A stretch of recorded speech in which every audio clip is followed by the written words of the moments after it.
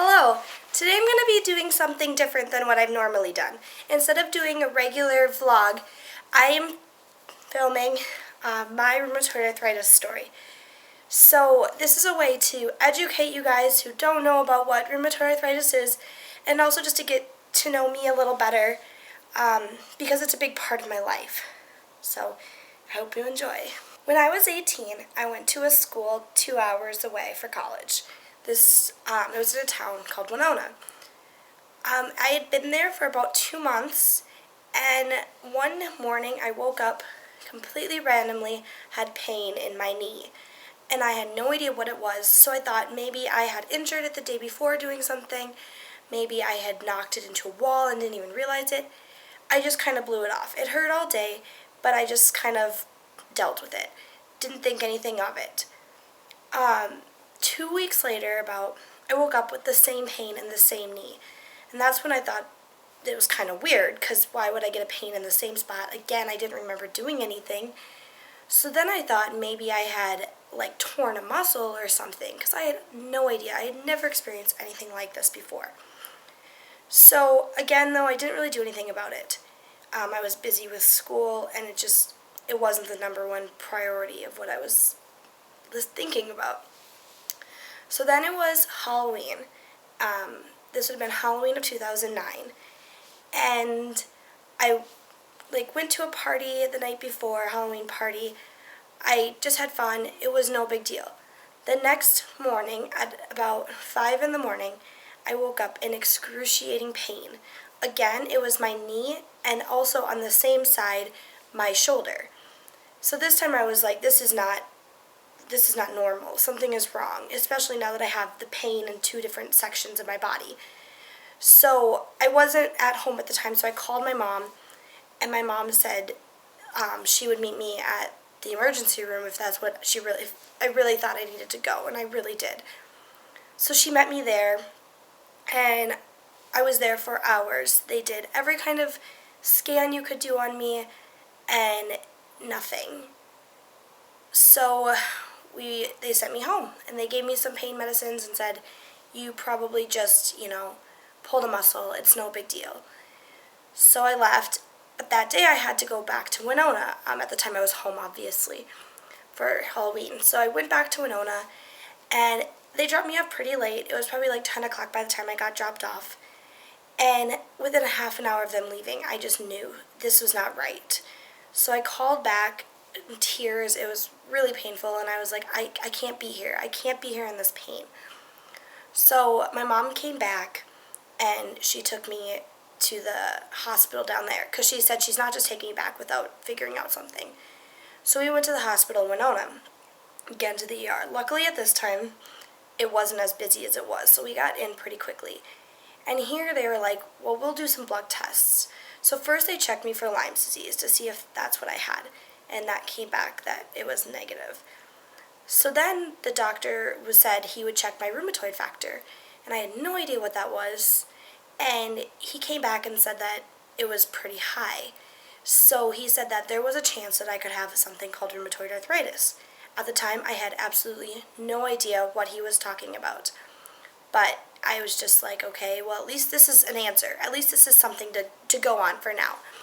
So he advised me to go home and go to my primary doctor, see what they thought, and then they could assign me to a specialist.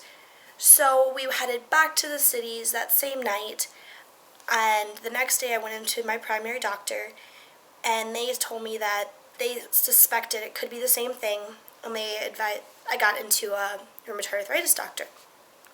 So the next day I went to that specialist, and after a bunch of testing, he said that he was pretty sure that's what it was, but the actual big test took 3 months to diagnose.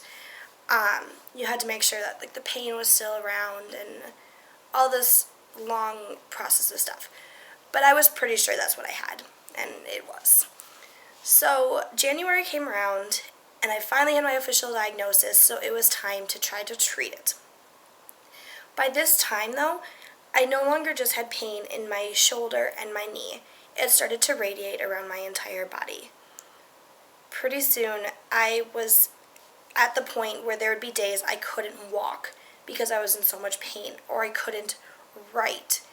And this continued for years. I went through treatment after treatment of different medicines, and nothing seemed to be working. And I was at a very low point. I felt horrible about myself. I didn't understand why I was in this pain, and I didn't understand why this had to happen to me. I was young. I wasn't the healthiest, but that doesn't mean that I deserved this. And so I was lost. And my doctor was not helping me at the time. He was used to dealing with patients that were a lot older. And I was his youngest patient he had ever had, he had told me. So he would give me the advice if I was in pain just to take a day off. And this was impossible. I mean, even though I had at this time moved back home, went to a school closer, it was still impossible to skip a whole day of school because of being in pain, or to skip a whole week of school because I was in pain. It just wasn't possible for me.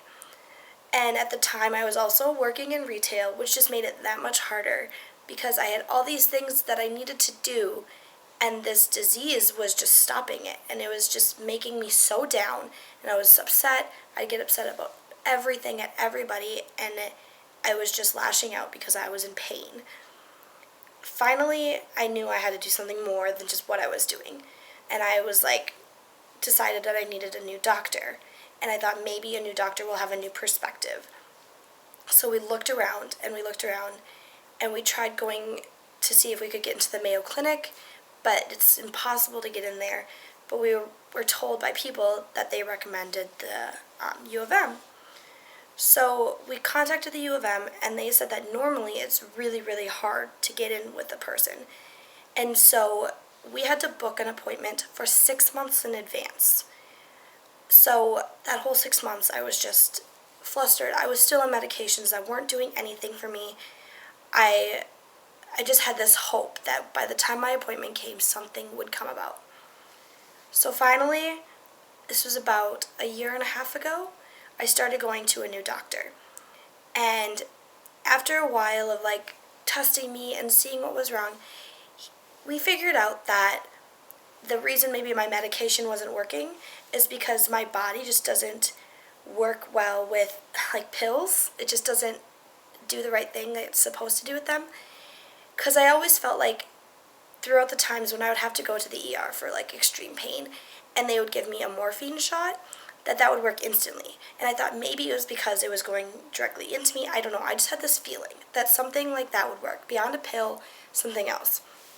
And I had also heard all these commercials about Humira and Enbrel and all these different things. And I was like, why have I never tried these? They're for rheumatoid arthritis. I see the commercials. And my doctor's like, well, the Humira is a pen. It's like a shot. And you would give it to yourself 2 times a month, and we can see how that works.